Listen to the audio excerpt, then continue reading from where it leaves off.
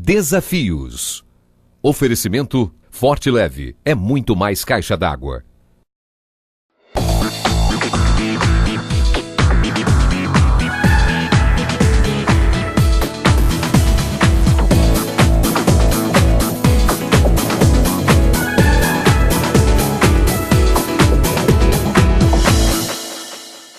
Uma coisa que às vezes as pessoas se enganam, digamos assim, não tem uma visão um pouquinho distorcida, é a ideia de que Lutero queria fundar uma nova igreja. Justamente nessa época, né? Muitas pessoas sabem que nessa época, na década de 80, ter um viciado dentro de casa era como ter um bandido.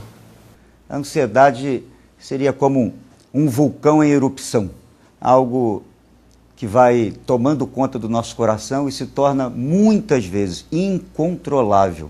Acredite, é hora de vencer. Essa força vem de dentro de você. O programa Desafios está começando. Feliz Ano Novo para você e para toda a família capixaba de norte a sul do estado do Espírito Santo. Muito obrigado pela sua companhia durante todo o ano de 2013 e agora um ano novo. Este é o primeiro programa do ano de 2014 e olha, a partir deste programa nós estaremos exibindo algumas das melhores entrevistas, quadros de variedades, pensando em você e também videoclipes. E para começar a nossa festa de 2014, no programa de hoje eu converso com Sérgio Luiz Marloff. Ele é professor, vai falar um pouco sobre a história da igreja, uma entrevista impactante. No quadro de variedades, Mauro César Amorim, ex-dependente químico. Olha, emocionante essa entrevista. Ainda temos o quadro Pensando em Você e no final do programa o videoclipe da música Conquistando o Impossível. A Bíblia diz que aquilo que é impossível para o homem é possível para Deus. Traga Deus na sua vida agora em 2014. É hora de reunir a família, convidar os amigos. Passa aquele torpedo, um Twitter rapidamente, porque o programa Desafios está começando e você não pode perder. Voltamos já. Preço baixo. Variedade. Qualidade. É só no OK. Confira. Carne suína com tocinho, quilo, R$ 6,98. Frango resfriado Oi Frango, quilo, R$ 4,78. Arroz estilo Altério, 5 quilos, R$ 8,29. Café Cafuso, 250 gramas, R$ 2,65. Amaciante Monbeiju, 2 litros, R$ 5,47. Super produtos e hiper ofertas é só no OK. OK, OK, OK. Ofertas válidas para o OK Hipermercado e OK Super Atacado. Todos nós estamos acompanhando um dos maiores acontecimentos da nossa geração, a renúncia do Papa Bento XVI. E para falar sobre o tema, eu convidei o professor de História Sérgio Luiz Marloff. Ele também que é doutorando em História Social pela Universidade de São Paulo. Professor Sérgio Luiz, uma alegria recebê-lo no programa Desafios. Minha saudação ao pastor Eli Blum, que também aos seus telespectadores. Uma alegria estar aqui. Professor, como o senhor recebeu essa notícia da renúncia do Papa Bento XVI? Olha, eu recebi essa notícia, acho que como a maioria das pessoas, com muita surpresa. Né? Na história atual não se tinha ideia ou não se tinha notícia da renúncia de um Papa. O último Papa que renunciou, para você ter uma ideia, foi o Papa Gregório XII, em 1415. Então já passou mais de 600 anos daquele evento. Inclusive, né, a renúncia do Papa se deu 100 anos antes da própria reforma protestante que ocorreu em 1517, né, a partir ali de Lutero. Qual a sua opinião sobre, porque após a renúncia do Papa Bento XVI, ele falando sobre a sua limitação física, os jornais continuam noticiando, inclusive, que os escândalos abalam os cardeais, problema de pedofilia, corrupção. Qual a sua opinião sobre isso? Ao que parece, dentro da Igreja Católica há algumas dificuldades, né? A questão do escândalo de alguns clérigos, né? De alguns padres. A gente também pode perceber algumas questões envolvendo o próprio poder dentro da igreja, questões ligadas a fatores econômicos também, né? Ao que parece, alguma questão envolvendo o Banco do Vaticano, né? Agora, nós sabemos, professor, que isso, de certa forma, trouxe um prejuízo muito grande para a igreja. Eu sempre comento assim, a igreja ela é formada de pessoas, né? Lutero dizia que o homem ele é justo e pecador ao mesmo tempo, né? Ou seja, né, Cristo nos justifica, Cristo nos perdoa, que é com a sua morte na cruz, com a sua ressurreição, ele nos dá a possibilidade do perdão e da salvação. Mas mesmo eu sendo cristão, eu continuo sendo pecador. Eu penso também que o que nós precisamos talvez esclarecer é que isso não é uma coisa pontual. Outras crises já ocorreram na história da Igreja de Cristo. Sem dúvida, sem dúvida. Se a gente pensar na própria Reforma Protestante, né, você vai perceber que era uma tentativa exatamente de acertar questões na Igreja que não estavam, digamos, conforme o ensino da Palavra de Deus. Uma coisa que às vezes as pessoas se enganam, digamos assim, não tem uma visão um pouquinho distorcida, é a ideia de que Lutero queria fundar uma nova igreja, o que não foi verdade, né? Lutero ele queria corrigir os erros da igreja da época, né, que ele considerava que estavam contraditórios em relação à palavra de Deus, né? Como a sociedade ela deve se comportar diante de tantos escândalos que vêm ocorrendo, não somente esse da Igreja Católica, mas também na própria Igreja Evangélica? Não justificando, mas entendendo que, como a igreja é formada por pessoas, vão acontecer erros, mas tentando, evidentemente, né, pautar a igreja, e aí isso vai para qualquer área da sociedade, pautar pela questão da ética, da solidariedade, do amor, do perdão. Acho que tudo isso é essencial. Me preocupa muito quando a gente vê pessoas assim que, digamos, sai de uma igreja para outra, com uma constância, digamos, muito grande, dentro dessa perspectiva de tentar achar uma igreja perfeita, né? Entendo que a perfeição só no céu, lá com Cristo. Então me preocupa um pouco essa ideia de tentar achar uma igreja perfeita aqui na Terra.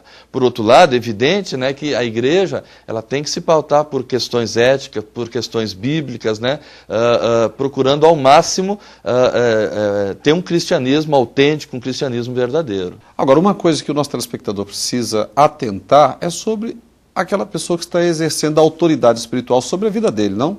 A autoridade eclesiástica, seja de qualquer igreja que for, ela precisa ter muita ciência, muita consciência da sua responsabilidade, do seu papel diante de Deus, né, e do seu papel também como um formador de opinião, né, em relação aos membros da igreja, às pessoas que estão próximas e que ela tem acesso, digamos, a divulgar a sua mensagem, né?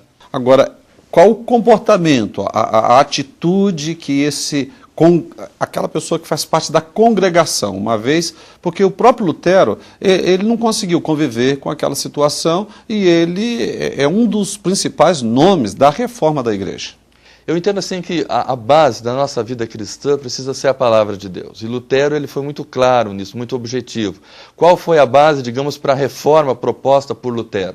Foi a palavra de Deus. Ela seria o quê? A norma de fé e de vida do cristão. Você está falando então a usar... Vou pegar, me dá licença aqui na sua própria Bíblia, ou seja, todos se voltarem para o que está escrito na palavra. Ela como uma base, como uma linha, como uma diretriz de vida do cristão. E a proposta também nossa hoje, professor, é exatamente mostrar para o telespectador que outras crises, como eu já disse, já ocorreram na Igreja de Cristo, né, no decorrer das gerações. A gente pensando, olhando para a história da igreja, a gente vai perceber isso muito claramente. O cisma que ocorreu na igreja do Oriente, do Ocidente, a própria reforma protestante ali no século XVI. E se a gente pensar até mesmo no protestantismo aqui no Brasil, né? A gente pensando que o protestantismo do Brasil também enfrentou suas dificuldades, também enfrentou suas crises, né? Quer dizer, eu diria que isso também, em certo sentido, faz parte da história da igreja, né?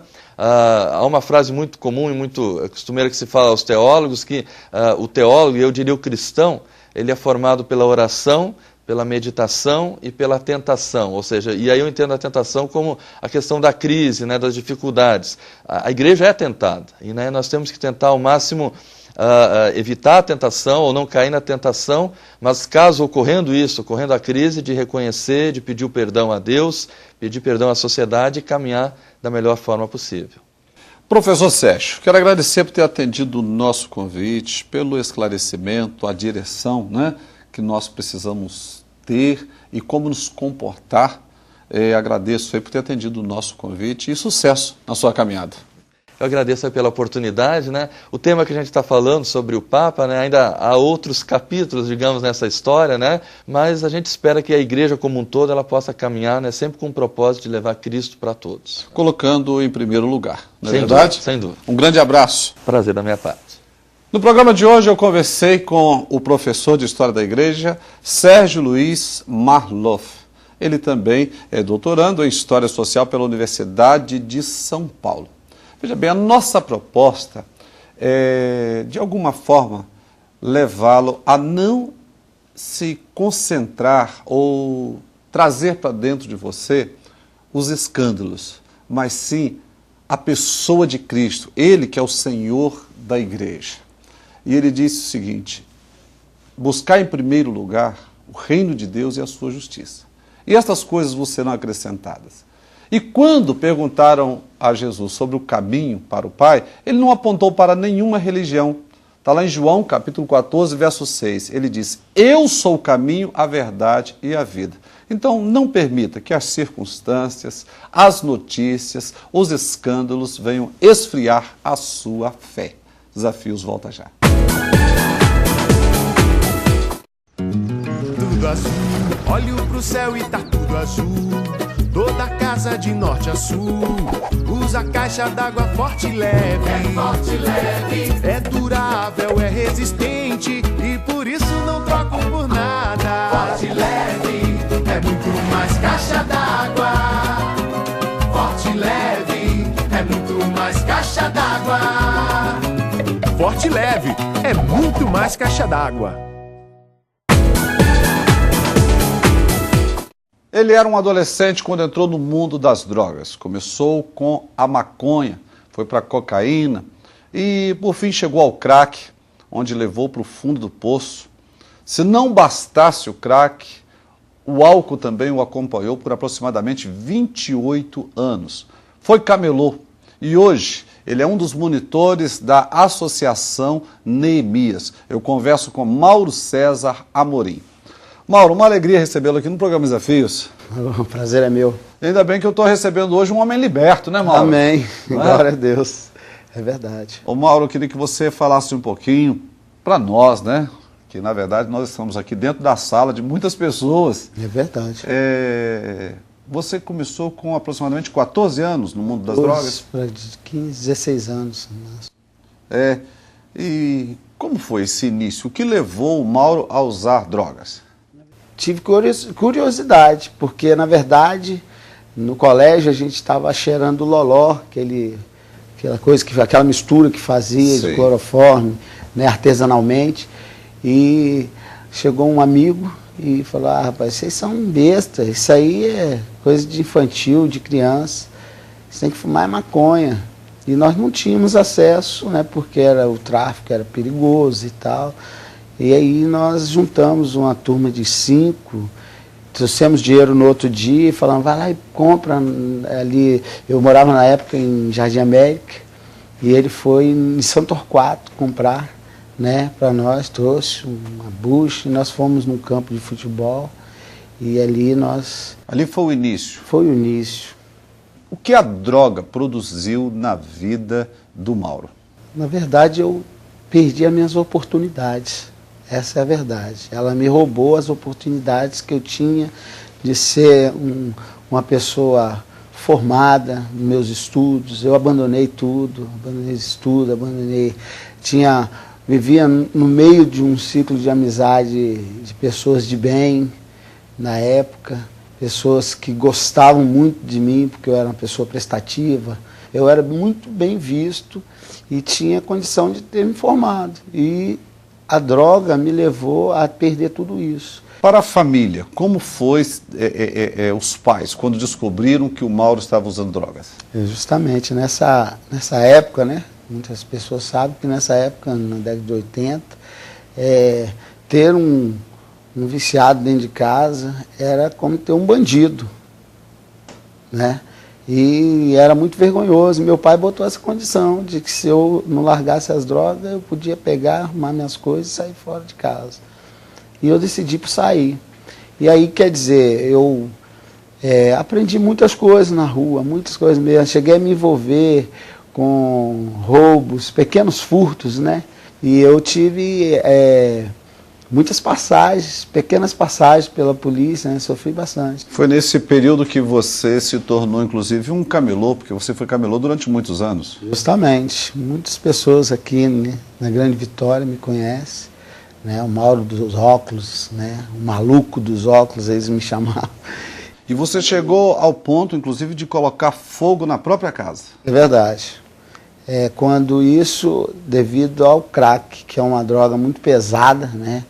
A dependência do crack, ela é muito avassaladora. Ela, quando entra na vida do sujeito, com pouco tempo, ele se transforma num bicho, na verdade.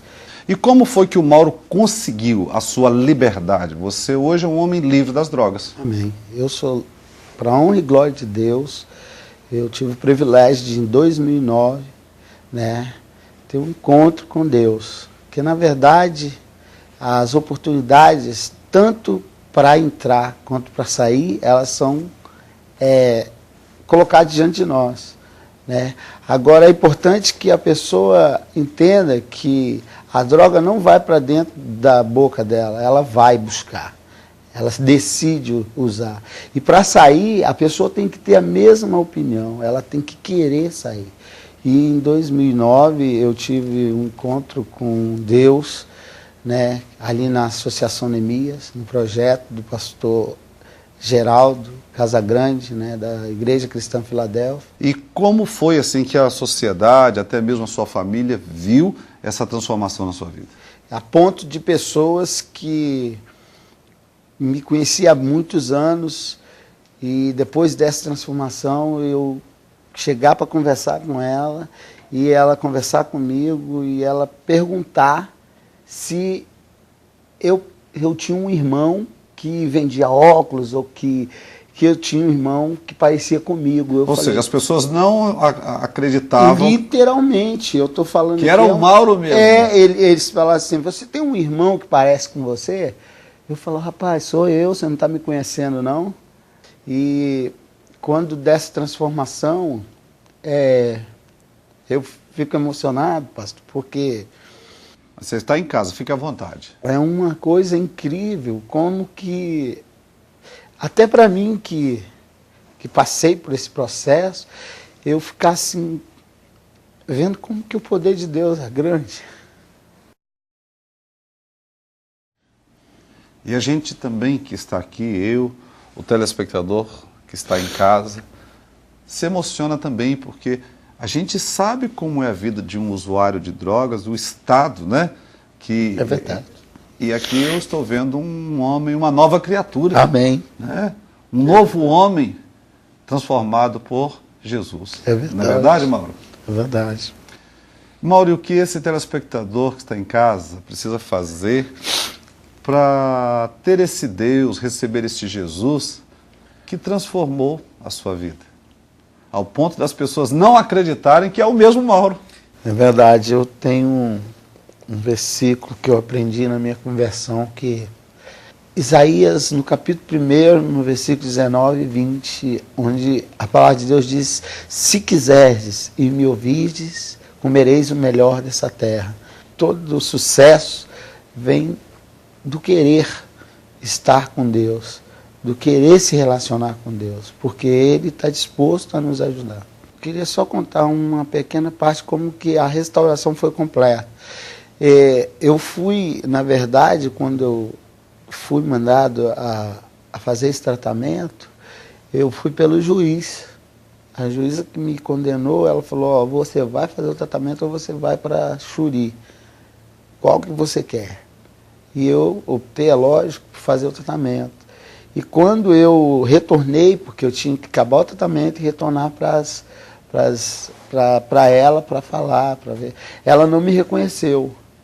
Ela falou assim, você é aquele Mauro que esteve aqui? Eu falei, sou eu sim. Não acredito. Eu falei, senhora pode acreditar, sou eu. Até não falar, ela entendeu que teve uma mudança assim radical, um milagre na verdade. E ela pegou e falou, eu preciso te ajudar. Deus está botando no meu coração que eu tenho que te ajudar. E ela pegou a casa que eu botei fogo, que era de alvenaria, mas era de telha. Ela pegou, começou a fazer, me colocou num programa deles lá e me devolveu minha casa de laje. Ela passava as penas que ela dava alternativa para aquelas pessoas que iam lá, que ela dava, que ia ter que condenar a pessoa, ela passava apenas alternativa para aquelas pessoas, e aquelas pessoas compravam material de construção e levava para mim, e eu, como pedreiro, construía a casa que eu tinha botado fogo. Ou seja, Deus é tremendo, É né, tremendo, Mauro? ele realizou tudo. A Bíblia diz que onde abundou o pecado, superabundou a graça de Deus, né? E Deus usou aí, inclusive, né, uma magistrada para poder ser instrumento de Deus para abençoar a sua vida. É verdade. Né? Mauro, quero agradecer por ter atendido o nosso convite. Parabéns, viu? Uma alegria, uma honra poder recebê-lo aqui e ver mais um discípulo do Senhor Jesus transformado aqui na minha frente, né? Para a honra e glória do Senhor. Para você que está em casa, este é o programa Desafios. É assim. A vida, ela é assim. E ela é feita de escolhas. E porque o Mauro escolheu Jesus, ele foi liberto do mundo das drogas, usuário há aproximadamente 28 anos. Chegou a colocar fogo na sua casa, mas se você viu o que Jesus fez na vida dele, devolveu a vida para ele e pode devolver a sua vida também. Basta que você escolha Jesus. Eu gostaria de apresentá-lo pessoalmente. Se você estiver na Grande Vitória, a nossa igreja fica na Ilha de Santa Maria, atrás da Citroën. Temos uma outra igreja na Serra 7, que o endereço está no vídeo também. A escolha continua sendo sua. Desafios, volta já.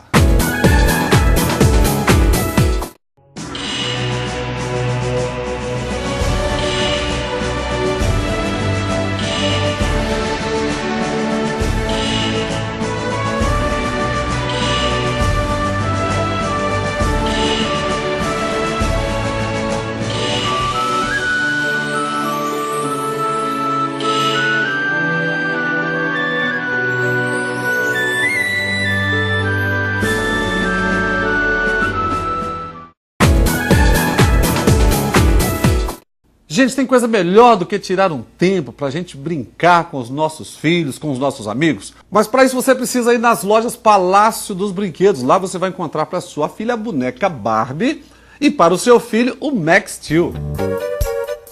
Mas nas lojas Palácio dos Brinquedos você encontra Mônica Barriguinha, Max Steel, Jogo Quest, Boneco Fuleco, Boneca Barbie, Teclado Patati Patatá, o jogo Pictionary Man e o cão Spock. Então vá correndo às lojas Palácio dos Brinquedos. São duas lojas bem pertinho de você. Uma na Avenida Central, número 33, Parque Residencial Laranjeiras, e a outra que fica na Avenida Brasília, número 413, Porto Canoa. Palácio dos Brinquedos, sua diversão mora aqui.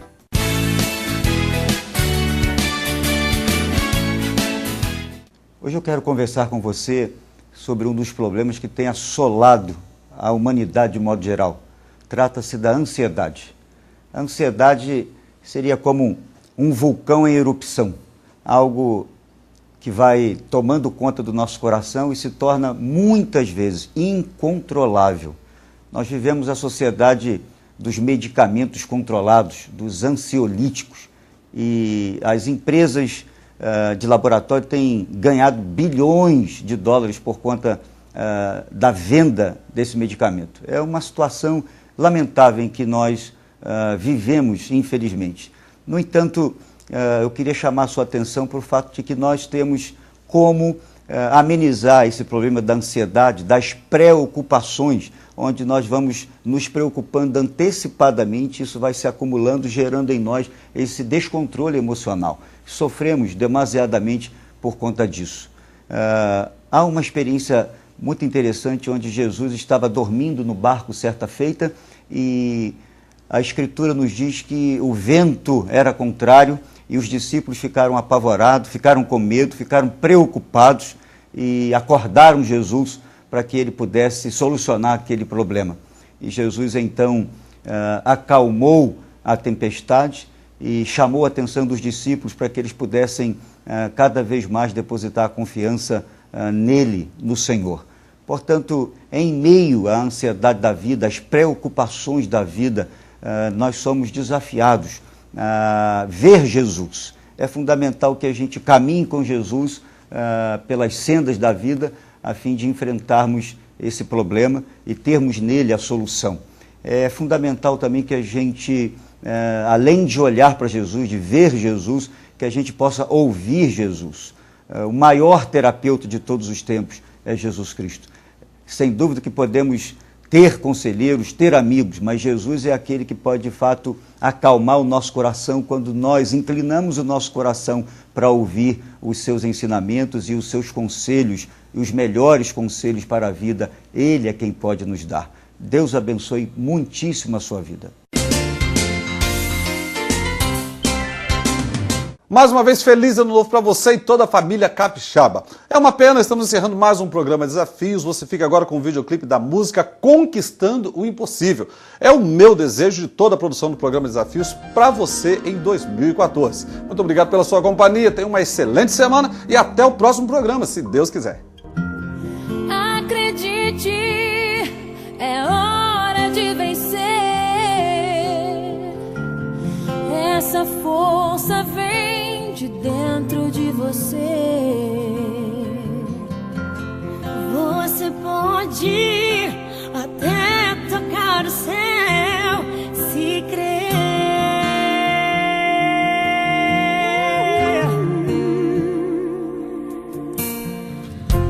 Acredite que nenhum de nós já nasceu com jeito pra super-herói. Nossos sonhos a gente é quem constrói, revencendo os limites, escalando as fortalezas, conquistando o impossível pela fé.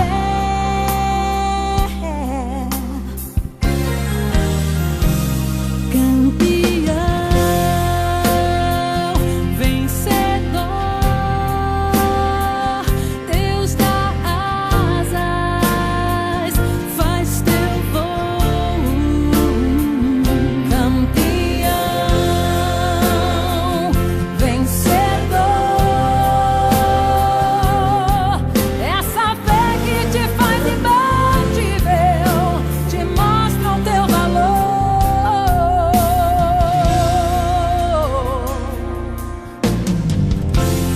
Acredite que nenhum de nós já nasceu com... Desafios. Oferecimento Forte Leve é muito mais caixa d'água.